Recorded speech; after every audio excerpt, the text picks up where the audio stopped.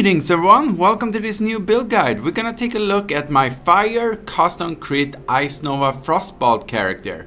This one was highly successful in previous leagues and I think I developed a little bit more and I just wanted to share it with you. And as you can see here in the tier 16 gameplay going on in the background, it is clearing just fine. There's any nerfs there was to this build was not sufficient at all. I'm doing all of this on a super budget here. It's about 2 exalted investment into this build and it's clearing tier 16 maps like a god, and it's also killed Cyrus 8 2 times without dying. So it is super fine and it's clearing and it's bossing and it can do anything. And the best thing is, it can do every map mod in the game without switching any Flask, without switching any gems or anything like that. So without further ado, let's get into the guide, guys. Let's talk about our gear here. We have a few unique pieces that I want to talk about, but I'm going to talk about the mechanics first. The mechanics of this is because we are using custom crit and there are 3 stats that are basically essential for custom crit builds. The first one is accuracy. We're taking care of accuracy here, completely negating the effect of accuracy. We're getting 100% just through this amulet and its aura. So your hits can't be evaded, blinded by blinded enemies. And we're blinding enemies through flesh and stone. If you use the sand stance here, we are blinding enemies. So accuracy is taken care of. The second thing is obviously critical strike chance, and we are taking care of that through our cospris, of course, gives us increased critical chance against shield enemies, and we are shielding enemies through our skitterbots, and we're also shocking them, which means that our increased critical strike against shocked enemies on our glove modifier, which is very nice to have, is also activating, so that is helping us a lot. The third one, which is probably the hardest one to understand and to replicate. So if you're a new player, just stack as many of these stats as you can and then just play the build as it is, because you're gonna need to use path of building for the next one, which is attack speed. We are gonna need some breakpoints here. Basically what that is, if you're importing your character and you look at your cyclone, not in game because you're not gonna have the buffs up. Basically, I'm calculating what my boss attacks per second will be.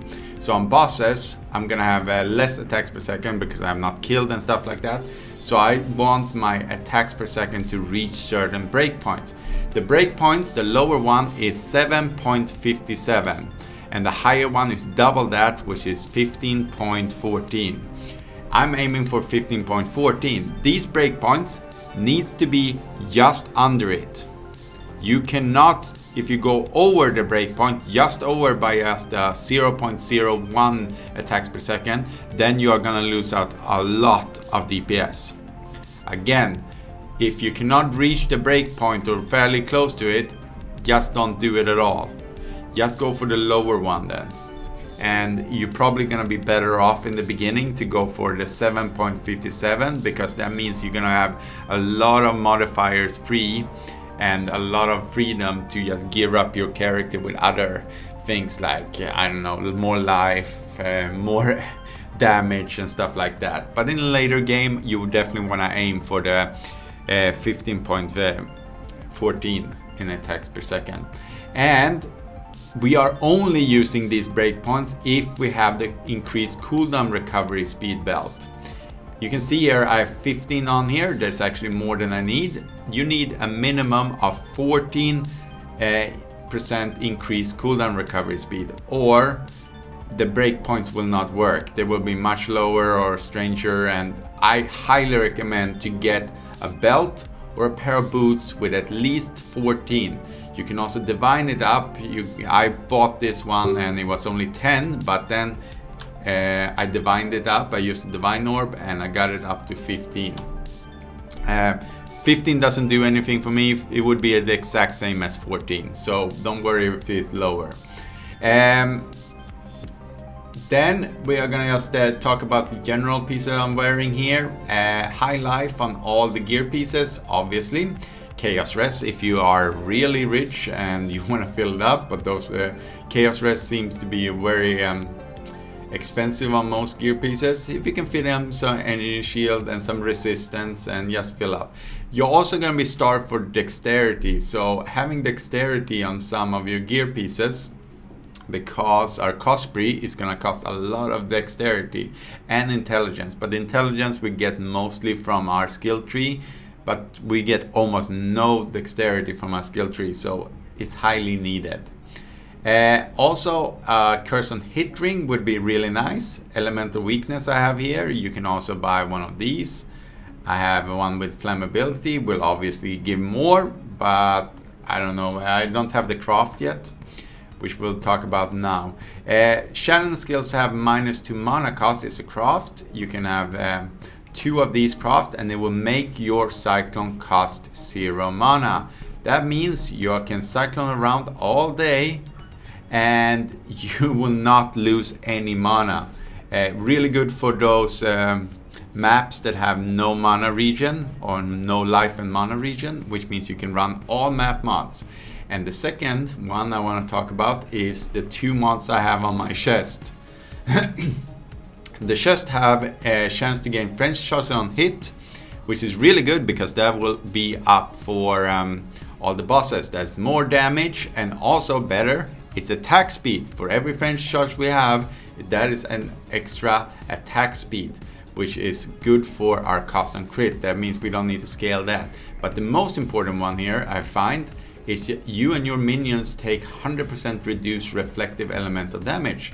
Because we are fire build and we're dealing no physical damage, that means we can run all reflect maps, and those are that is a quite common mod on maps. So you're gonna be able to do every map mod in the game without switching a single thing. Other things are just generic items that just fill up the resistance, fill up the life, fill up the stats, some movement speed on boots, of course, some energy shield if you have, some extra stats lying around. Yeah, that's basically it. And obviously on your gloves you can run with increased attack speed, also gonna help you. And that Alba mod, that is increased critical strike chance against shocked enemies. It's a hybrid also, so you get lightning resistance with it, so that counts as one. So really good mod to be having. I think that is it. I think I covered most of the things. Let's go to the next. For the flask, we always go with the same one here. Is the Bubbling Divine Flask of Astonishing, and the reason for that is because bleeding, when you start losing life, you want that life bottle to be the one that's taking care of the bleeding, because that is a reflex. You see your life go down and you want to hit your life bottle. So, and the reason why I'm having on the bubbling version is because you get 50% instant recovery. It pops you up to a reasonable level, and then also it goes over time. So if there's a lot of bleeding enemies around, then you're gonna be immune against their bleed effects for a longer bit of time. All these flasks, you can get the modifiers like the bleeding, the freezing, the poison, and the curse. You can go to a menagerie and kill the enemy. So let's say you have your Bubbling Divine Flask, only the top modifiers there. That means you can get the other one guaranteed if you go to your menagerie and kill the boss there, or kill the beast. The second one we're gonna use is Experimental Diamond Flask, of course, because we need crit on this build, and this gives us a lot. I have freeze immunity. You can just divide it up as however you want. You don't need poison immunity. It's basically just that there's a boss here that's one of the conquerors that actually are quite tricky without any poison immunity, and they nerfed the Pantheons in this league. So I just use that. You can also use movement speed here, extra movement speed. But basically increased duration is very nice. Obviously quality up your flasks. Then I'm using Facing Flask here with dodge. We are obviously a dodge build, and we are using phasing because when we're spinning around, we want to be able to just run through our enemies. Otherwise, we're gonna get stuck on enemies, stuck on things and stuff like that. So really good there. Our fourth one is going to be our Quicksilver. We want some extra movement speed. We can get extra movement speed on this one also instead of the curse effect. But I like because some of the map mods are really annoying and do a lot of damage. So this one pretty much negate all curse effects like temporal chains when you get super slowed on the map. So really good to have a curse immunity. You can replace obviously curse with the poison and then just keep a really fast movement speed flask. And Wise Oak is super good. I mean, just make sure that your highest resistance is fire. If this is not highest, you're not getting the damage buff, which is 14% here. It goes all the way up to 15, so I should be upgrading this one. Ultimately, if you can make every stat here exactly the same, that means you are gonna get the buff for every stat, and you're gonna get also the defense for every stat, so reduced damage taken for each stat also. So that is where I want to go next in this build if I can. So those were all the flasks. Let's go to the next. For our jewels, we want one unique one, which is the Frozen Trail, to just throw out some extra frost bolts around us. I know people are gonna argue, but only use one. There's not any need to take up one more gem slot for more frostbolt, because these frostbolt is gonna generate, as you can see in the beginning of this video, you have so many frostbolts flying around.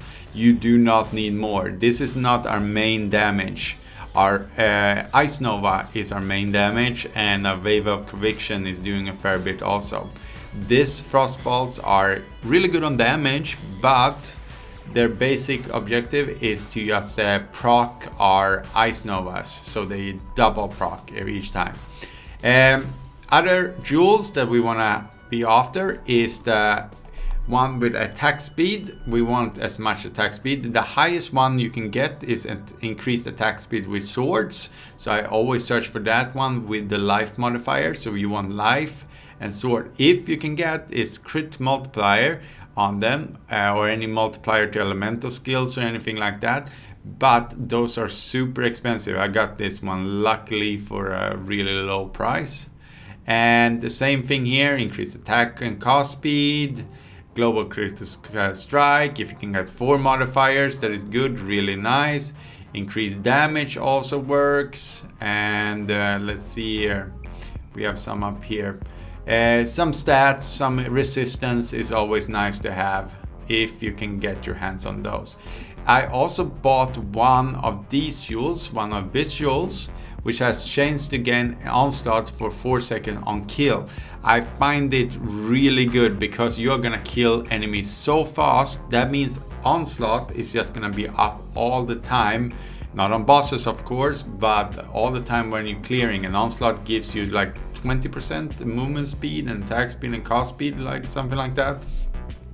It just helps out a lot, and it's just one modifier, and then you just search for life and of course increase attack speed if you dealt a critical strike recently, which should be all the time.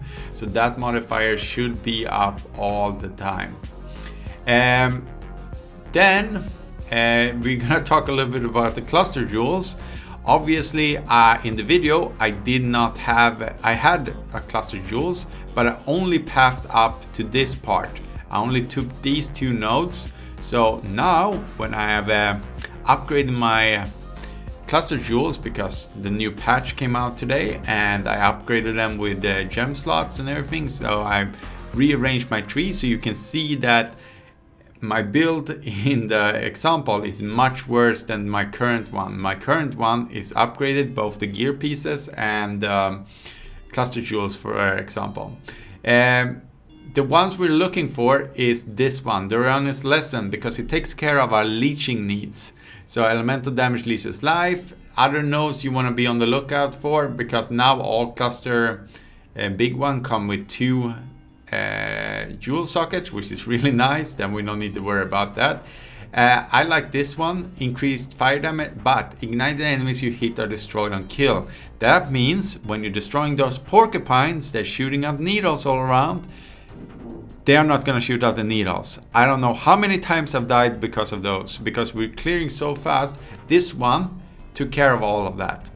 And it gives us a huge damage boost also on top of that. Then I just have some other things, and the reason why I'm not taking this is because I'm not using flammability at the moment. I need to craft my ring before I can use this one.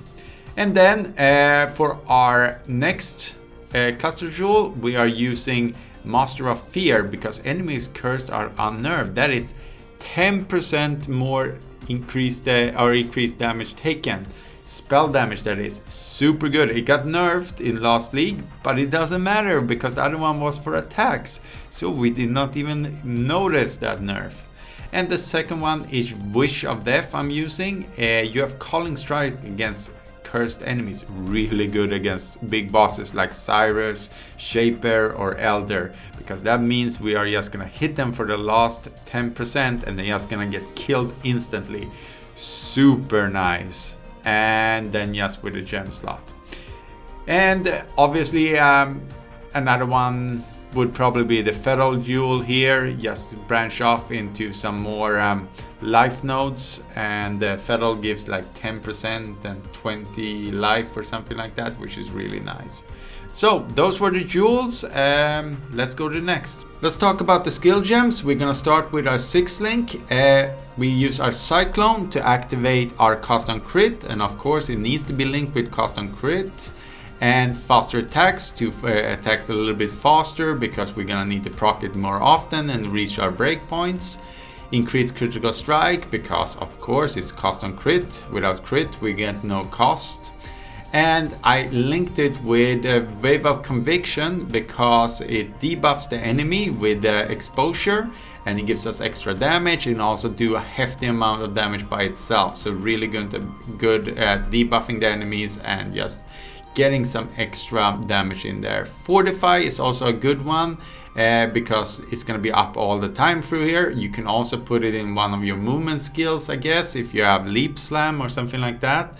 But I'm too lazy to activate it like that, and this means that will be up 100% of the time and you do not need to activate it yourself. So this is my 6th link. For my next damaging setup, it's gonna be our 2 swords. Make sure you have Frostbolt in the left and Ice Nova in the right, because you want Frostbolt to be activated first and then Ice Nova activated from that. It's really important for basically clear speed and just the first hit you do on every enemy. It's gonna be linked with Cold to Fire, so Avatar of Fire on our skill tree, and this one means we're gonna convert 100% of our cold into fire, so really important. Combustion is gonna debuff our enemies for us for our Ice Nova, which is our heavy hitter. Again, we're Cold to Fire here also, and we're Elemental Focus. We do not need to do this one is the greatest multiplier to this one, and we don't worry about the ailments and stuff like that. Ice Nova get a huge boost if you have level 21. I have not put it in because I thought that we're budget and yeah, we're doing enough damage as it is, but huge damage boost if you go Ice Nova level 21 here. For our next links, we have our movement skill here is Dash with our Second Wind. I like Dash because you can move all the time with it, and Second Wind makes you can just jump around on the map. Honestly, it's super fast, especially if you have to backtrack through the map or something like that. I use Portal because I'm lazy and I don't want to use any portal scrolls, but you can use other things here. For some auras is Summon Skitterbots. It's activating the Shocked and Chill on enemies, so that means we get the critical strike chance on both, and obviously Shock and Chill is very nice, both damage and defensive layers. For our gloves here, we have our cost on damage taken linked with Steel Skin. Make sure they have the right level so they actually activate. And then I have Herald of Ash because yeah, it gives a little bit, it converts, and more spell damage is always nice. And of course Flesh and Stone is mandatory, because we're gonna need to go in Sand Stance in this one to actually get the blinded enemies, which synergize with our amulet, which takes care of all our accuracy needs. And finally, for our helmet, we have our Righteous Fire here, which is not activated, but on bosses we can activate the Val Righteous Fire, which helps us a lot with our damage. Vortex is gonna be there because it's an instant casting. That one can be cast while channeling. It's no cost time at all, which means they can activate Arcane Surge, which is extra damage again. So really good damaging boost right there. And then Precision, because we had some leftover mana that we didn't need, and it gives us some extra critical strike chance. Not a lot, but a little bit at least. So those are our skill gems. For our passive tree, we just want to travel up right here, get some elemental damage and some extra critical strike and dexterity and intelligence. Like I already explained, we are in need of high dexterity and high intelligence in this build because of the cospri. We're taking up the maximum life here because obviously we're stacking life as much as we can. We are going down here, critical strike multipliers and some extra damage. We are traveling all the way down. We also want to take the Frozen Trail here because we have enough intelligence nodes in the vicinity. That means we do not need to...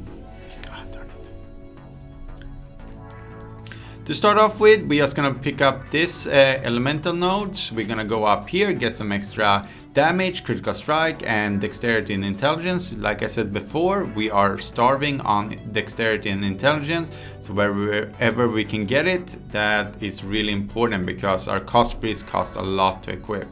Then some extra maximum life. Life is king in this build, of course. Increase critical strike multiplier, just travel this way and pick up this jewel socket because we're gonna put in our Frozen Trail here. We have enough intelligence in this area to actually activate it. Then we're gonna go down here, some extra life and dexterity, and we're gonna path all the way in here. That means we're gonna get face acrobatics, and acrobatics really good for survivability. I almost never get hit, and if I get hit I recover so fast. Crit multiplier and critical strike, really good. Again, we need the Yule sockets to get our attack speed up and some maximum life, fill in whatever resistance or everything. And then I took these ones. You can spec out of these if you want to, if you get better gems in the future. Then we're gonna path up here. Same here. If you do not have a lot of energy shield, then you might not want to spec into these. You just can relocate them somewhere else. We are picking up these because it's crit multi, and like I said before, we're getting the damage from both fire and cold here because we're converting all our damage. That means we are getting 60% right here and all the other stats that comes with it. Really nice. So some extra jewel socket, just travel away over here to get increased maximum life. And then travel up here. You can also take this blast radius if you want. I don't have the points for it right now, but you can. Increase critical chance for spells. Multiplier, also very nice. Multiplier is really good for well, basically multiplying your damage. So really good. If you have high crit, you really need to go for multipliers if you want a high damage. Then jewel socket, travel up here. I allocated this on my amulet, so I do not need to path up here because these nodes are 4 nodes that I can utilize much better on my cluster jewels. But if you do not have the currency, remember our amulet is not going to be switched out. So as long as you have the amulet, you might as well invest in a good allocation. So allocate Heart of Flame. Then we're going to go here. If you have the jewels here, I highly recommend just getting one with Doriani's because that's going to take care of your leeching needs. We are really going to need this one. This is key to make this build work, because we're converting half through our gem slots and we're converting the other half through Avatar of Fire and deal no non-fire damage. Is also gonna take care of. We don't need to take any physical damage from, for example, Wave of Conviction, which is a physical spell. Increased multiplier for spells, some extra life, travel down here. This is probably the next part I would spec out of, because I don't really need it anymore. And I could probably use it better in the cluster section up here. And then just travel here, some extra strengths and maximum life to just make those strength gems doable without putting strength on the gear. Elemental resistance is always nice because then leaves us more room for other stats. And this one is super good because it's a lot of extra life here. That was basically it. Yeah, you can rearrange this however you want depending on the cluster jewels you have and whatever amount of nodes, but you're gonna need this one, and I highly recommend going for this one, and then obviously some jewel socket on the way. All the rest is just pure bonus, honestly. So let's go to next. For the Ascendancies, I would recommend going with Unstable Infusion and then Deadly Infusion, because that is going to take care of all our crit needs. It's going to generate power charges for us. It's also going to give us extra movement speed, also critical multiplier, critical strike chance, while the maximum power charges, which is huge. Basically, if you're going to level as a cost on crit, then this would be king right here. Otherwise, you can also take Opportunistic. That would be my third one if I was leveling as a cost on crit. It gives you movement speed and then more damage while they're most rare enemies, reduce damage taken if they're two rare or unique enemies, because we're moving so fast. We have a lot on maps that is going to be activated most of the time also. So, and the fourth one, we're gonna be Mistwalker. Something to know about Mistwalker is that the elusive buff here gives you 15% increase attack and cost build while you have elusive, and elusive is up all the time basically. It's just a millisecond when you don't have it, because it runs down from the elusive buff goes up and you have the maximum amount of buff in the beginning, then it lowers and then you loses it, and then it reactivates when you're hitting an enemy. So it's very important to click this button in your path of building to make sure you are having the elusive buff actually, or add it to a piece of gear, so you know that you're actually getting that attack speed, because many people always forget to activate this in path of building and they have the wrong attacks per second in the end. Otherwise, it's great for survivability, really good for movement speed. So those are my Ascendancies. For the Pantheons, I highly recommend going with Soul of Lunaris. It gives you extra physical damage reduction for per every enemy, up to 8. Increased movement speed also helps with clear speed. Avoid projectiles, chance to dodge attacks if you been hit recently. Really good because we are a dodge build, so if we get hit we want to have even more dodge and evasion and stuff like that. And void projectiles that have chain, that means we're not going to be off screen by something that is hitting something else, and then it's going to chain all the way to us. So I highly recommend going with this one. But for bosses, you can obviously go with Soul of Solaris. I've not even bothered doing that, but this one is better for bosses. You would switch out this one for Cyrus or something like that. For a minor one, because we are not using Soul of Shakiri anymore because it got nerfed in this league, so we are using this one, Evade Chance, of course, because evasion and dodge goes hand in hand. We want as much of those two as possible, and the updated version gives 6% increased movement speed if you haven't been hit recently, which is just synergizing very well with the movement speed we're having here. So extra clear speed and extra survivability, it's synergized very well with our build. For our bandits, we want to just kill them all because the extra skill points can be very well utilized, especially up in the area where the cluster jewels are, and they're bunch of places where we can use it. But for second choice, if you are don't want to use the extra skill points, or you feel a little bit insecure about where to put them, then you can kill Elira. Some extra elemental resistance is very good, some mana regen for sustaining your spells a little bit better in the beginning, and also getting that crit multiplier is quite strong. So Elira is not a bad choice, but I always take 2 skill points, because in the end game, really end game, you can utilize 2 skill points much better than what Elira can give you. So that's all I have for you. Thank you so much for sitting through this whole video, and I hope that it all made sense. If it didn't make sense, just try to set up everything that I did here in the video. Just copy paste whatever into the trade site and just buy your gear or whatever you want to do with it, because ultimately I think you will be fine if you do not optimize it fully. It's a very strong build as it is, and as long as you are just having most of the items that I have here, you will be totally fine. Don't worry too much about the breakpoints and stuff like that. There's something you can worry about when you are want to optimize your build even further, when you're at Cyrus 8 or something like that. And if you have any questions, just leave them in the comment field below, and I will try to get back to you as fast as I can. Like and subscribe will help me also a lot to sustain my channel and upload content just like this for you in the future.